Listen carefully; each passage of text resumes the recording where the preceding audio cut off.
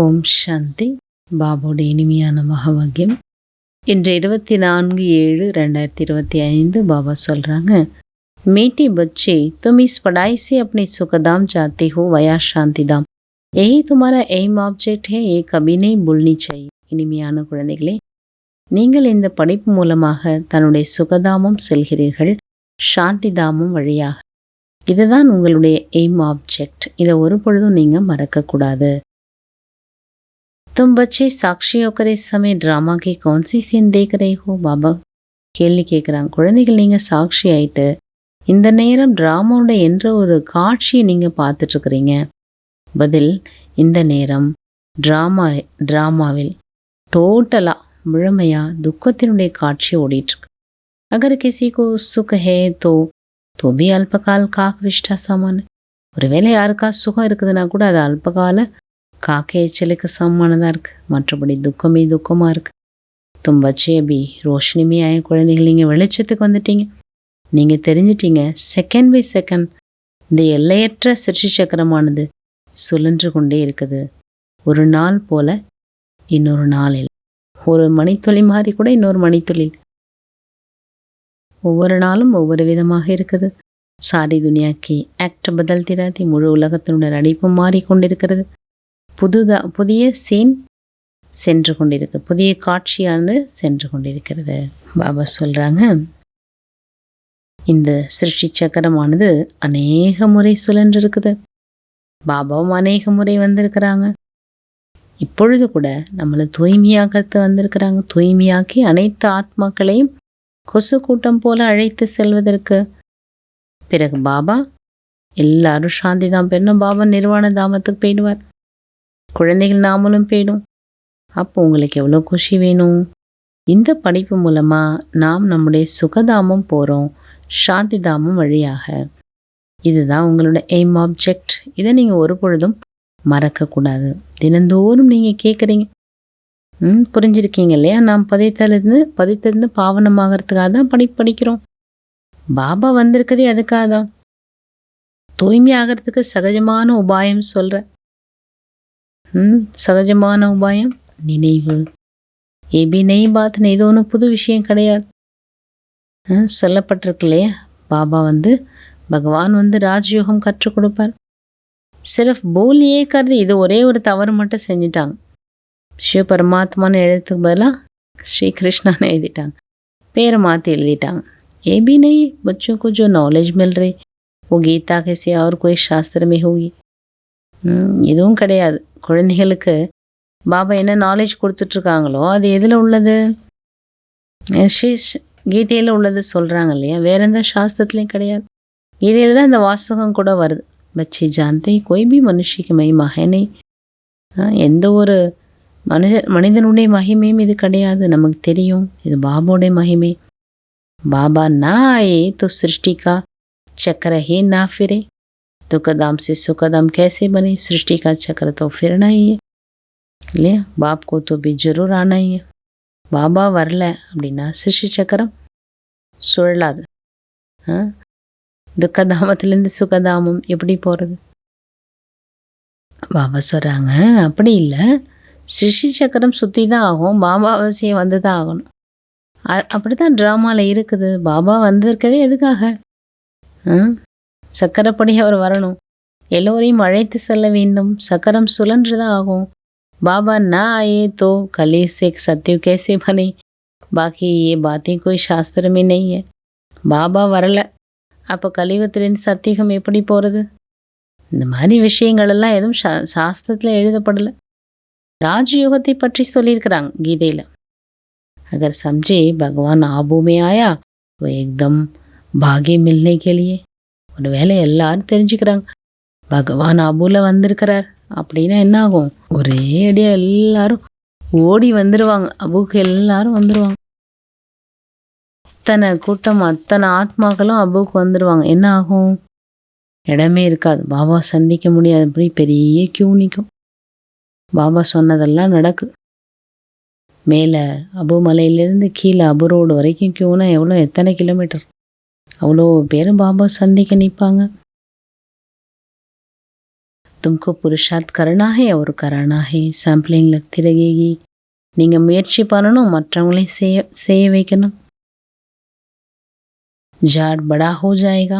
நாற்று நடப்படுது, மரம் வளர்ந்து கொண்டே இருக்கும், வளர்ந்துரும். பாபா சொல்கிறாங்க, நீங்கள் தெரிஞ்சிட்டீங்க, இப்பொழுது நமக்கு நன்மை நடந்து கொண்டிருக்கிறது. பதீத்த உலகத்திலிருந்து பாவன உலகம் செல்வதற்கான நன்மை நடைபெறக்கூடிய டைம், அதுக்கான நேரம். அதுதான் பாபா நன்மைன்னு சொல்கிறார். பதித்திருந்து பாவனமாகிறது தான் நன்மை. तुम बच्चों की बुद्धि में ताला भी खुला है. உங்கள் குழந்தைங்களுடைய உங்கள் புத்தியினுடைய பூட்டு இப்போ திறக்கப்பட்டது. பாபா புத்திவானுக்கெல்லாம் புத்திவான், புத்திவானுக்கெல்லாம் புத்திவான் இல்லையா? अभी तुम समझ रहे हो, फिर आगे चल देखना है किस किस का ताला खुलता है. இப்போ நீங்கள் புரிஞ்சிட்றீங்க, என்ன நாட்களாக யாரோட பூட்டெல்லாம் திறக்குதுன்னு தெரியும். ட்ராமா அப்படி நடக்குது. சத்தியுகத்திலேருந்து என்ன ஆகும், எல்லாம் மறுபடியும் ரிப்பீட் ஆகும். லக்ஷ்மி நாராயண் எப்பொழுது சிம்மாசனத்தில் அமர்றாங்களோ அப்பொழுது வம்சாவளி ஆரம்பமாகுது. 111 சொல்கிறோம்ல, 1750 வருஷம் முடிஞ்சிடும். இல்லை கிளியராக பாபா சொல்கிறார் பாருங்க. இதுதான் என்ன, சத்யநாராயணுடைய கதை. பாபா சொல்கிறாங்க, குழந்தைகளே अपने बच्चों आदि की संभाल भी करनी, परंतु बुद्धि वहाँ लगी रहे. குழந்தைகளே, நீங்கள் உங்களுடைய வீடு வாசலெல்லாம் என்ன பண்ணுங்கள், பராமரிப்பு செய்யுங்க, குழந்தைகளை பார்த்துக்கோங்க. ஆனால் புத்தி பாபாட்ட ஈடுபட்டிருக்கும். நினைவில் இல்லை அப்படின்னா எப்படி பவித்திரமாகிறது? நினைவு மூலமாக தான் பவித்திரமாக முடியும். ஞானத்தின் மூலமாக வருமானம் ஏற்படும். யா தோ சபே பதீத் ஹை, दो किनारे बाबा को खिवैया कहते, परंतु अर्थ नहीं समझते. இங்கே எல்லாருமே பதீதமாக இருக்காங்க இந்த உலகத்தில். 2 கரை, பாபா படகோட்டி இல்லையா? அதோட அர்த்தம் புரிஞ்சுக்கணும். நம்ம தெரிஞ்சிட்டோம், பாபா அக்கறை அழைத்து செல்கிறார். ஆத்மாவுக்கு தெரியுது. இப்போ நாம் பாபாவை நினைவு செய்து எங்கே போகிறோம், ரொம்ப அருகாமையில் போயிட்டுருக்கோம். பாபானால படகோட்டின்னு சொல்கிறோம். அவரோட மகிமையே வேறு. பாபாட்ட தான் சொல்கிறோம், என்னுடைய வாழ்க்கை படகு கரை சேருங்க. சத்தியமே ஏசி கஹேங்கேக்கா? பாபா கேட்குறேன், சத்தியுகம் போயிட்டீங்கன்னா இப்படி சொல்லுவீங்களா? கலியுகத்தில் தான் அப்படி அழைக்கிறீங்க. இப்போ நீங்கள் புரிஞ்சிட்டீங்க இல்லையா? பாபா சொன்னோன்னு தான் என்ன ஆச்சு, நமக்கு இதெல்லாம் புரிய வருது. निश्चय नहीं तो कभी नहीं ले आना चाहिए. कुछ भी समझेंगे नहीं, पहले 7 रोज का कोर्स दो. பாபா சொல்கிற நிச்சயம் ஏற்பட்டாதான் நீங்கள் பாபாவை சந்திக்க அழைச்சிட்டு வரும். நிச்சயம் இல்லைன்னா நீங்கள் அழைச்சிட்டு வர வேணான்ட்டார் பாபா. ஏன்னா அவங்க எதுவுமே புரிஞ்சிக்க மாட்டாங்க. பாபா என்ன சொல்கிறான்றது அவங்களுக்கு புரியாது. அச்சா, பாபா தாரணைக்கு சொல்கிறாங்க, அந்தர்முகியாகி தன்னை தானே சோதனை செய்யுங்கள். ஏதாவது தவறுகள் ஏற்படுது அப்படின்னா அதை ஜோபி பூலே ஹோத்தி ஹே, தவறுகள் ஏற்படுது, உன்கா தில் சே பக்ஷாதாப் கர், யோக பல் சே மாஃப் கர்னாய். தவறுகள் ஏதாவது ஏற்படுதுன்னா அதை புரிந்து கொண்டு உள்ளபூர்வமாக பச்சாதாபம் வரணும். இப்படி நான் உணர்தல் வரணும். உணர்ந்து கொண்டு யோக பலத்தின் மூலமாக மன்னிப்பு கேட்க வேண்டும். அப்போ நீ மெஹனத் கரணிகே, தனக்குத்தான் என்ன பண்ணும், முயற்சி பண்ணும், கடும் முயற்சி பண்ணும். 2வது, बाप की जो राय मिलती है उस पर पूरा चलकर अपने ऊपर आप ही रहम करना. பாபுடைய வழி என்ன கிடைக்குதோ அதுபடி முழுமையாக நடந்து தன் மீது தானே இரக்கம் காட்டணும். சாட்சி ஆயிட்டு தனக்கும் மற்றும் மற்றவர்களுக்கும் உதவி செய்யணும் புருஷார்த்தத்தில். சாட்சி ஹோ अपने व दूसरों के पुरुषार्थ को देखना है. தன்னுடைய புருஷார்த்தத்தையும் பார்க்கணும், மற்றவங்களோட புருஷார்த்தத்தையும் பார்க்கணும். कभी भी अपने आप को घाटा नहीं डालना है. தனக்கு தானே ஒரு பொழுதும் நஷ்டம் ஏற்படுத்தி கொள்ளக்கூடாது. வரதானம், विश्व कल्याण की भावना द्वारा हर आत्मा की सेफ्टी के प्लान बनाने वाले सच्चे रहम दिल बाबा. உலக நன்மைக்கான பாவனை மூலமாக ஒவ்வொரு ஆத்மானுடைய சேஃப்டி, பாதுகாப்புக்கான பிளான், திட்டத்தை உருவாக்கக்கூடிய உண்மையான இரக்க உள்ளம் உடையவர் ஆகுக. நிகழ்கால இந்த நேரத்தில் நிறைய ஆத்மாக்கள் अपने आपे स्वयं के कल्याण की நிமித்தம் பண்ற, தனக்கு தானே நன்மை இல்லாமல் போகிறதுக்கு தானே நிமித்தம் ஆயிடுறாங்க. उनके लिए रहम दिन कोई प्लान बनाओ. அதுக்கு நீங்கள் என்ன பண்ணணும், இறக்க உள்ளம் உடையராயிட்டு அதுக்கு ஏதாவது திட்டமிடுங்க. किसी भी आत्मा के पार्ट को देखकर स्वयं हलचल में नहीं. எந்த ஒரு ஆத்மாவுடைய பார்ட்டை பார்த்து நீங்கள் என்ன செய்யக்கூடாது, குழப்பத்தில் வந்துடக்கூடாது. ஆனால் அவங்களோட சேஃப்டிக்கான சாதனத்தை யோசிங்க. இப்படி இருக்கக்கூடாது, இதெல்லாம் நடக்கும். ஜாடக்கோத்தோ ஜட்னாயி இதெல்லாம் நடக்கும். இந்த மரத்தில் இதெல்லாம் நடக்கும். பாபா கிளையை உழுக்குவார். மரத்தில் இப்படி இருக்க ஆத்மாலாம் போயிடும். அப்படி என்ன செய்யக்கூடாது? நம்ம அதை பார்த்தும் அதுக்கு பொறுப்பு இல்லாமல் இருக்கக்கூடாது. வந்திருக்கக்கூடிய விக்னங்களை அழிங்க. சில ஆத்மா தனக்குத்தானே கஷ்டத்தை ஏற்படுத்திக்குது, அதுலேருந்து அவங்கள சேஃப்டி பண்ணுங்க. உலக நன்மைக்கும் நீங்கள் என்ன பண்ணணும்? ஏதாவது விதத்தில் உதவி செய்யணும். விஸ்வ கல்யாணக்காரி, விக்ன விநாசக், இந்த டைட்டில்லாம் பாபா உங்களுக்கு தான் கொடுத்துருக்கார்.